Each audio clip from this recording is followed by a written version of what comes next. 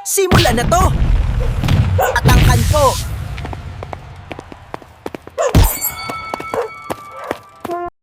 Dito lahat nagsimula sa bangko ng Quiapo.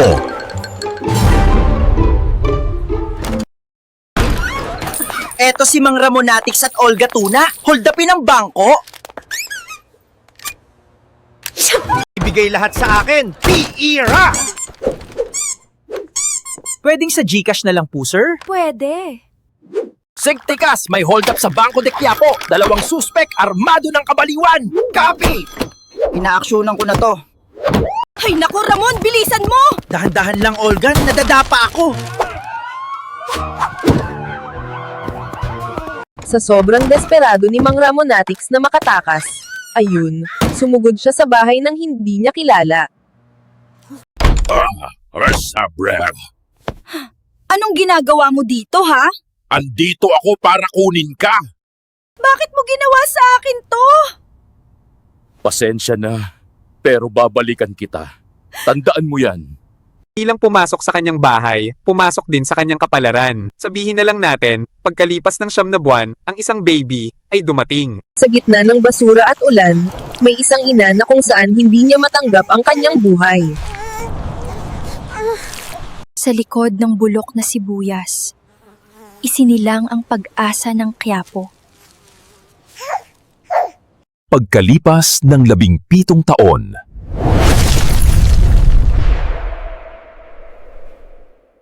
Sa kanto ng Quiapo, dito mo makikita si Tapsilog Bangkod, isang mandurukot, pero mabait at matulungin. Ay, salamat sa donasyon, sir. Ako na bahala dito.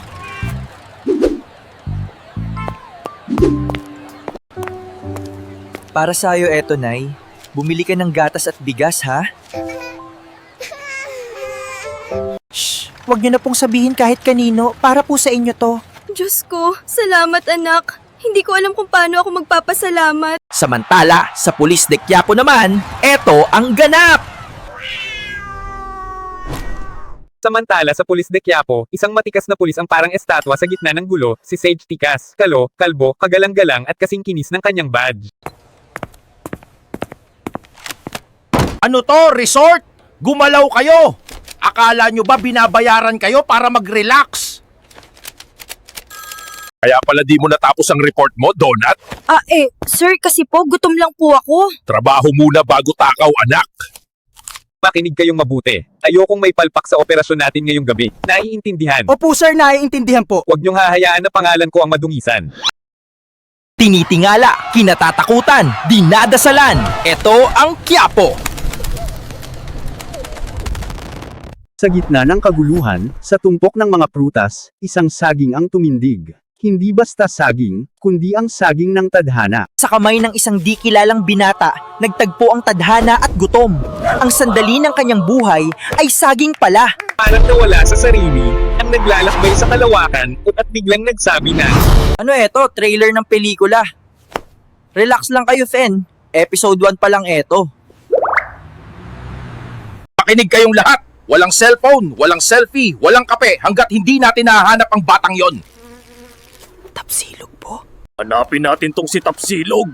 Kahit sa ilalim ng kanal, iluluwa ko yan.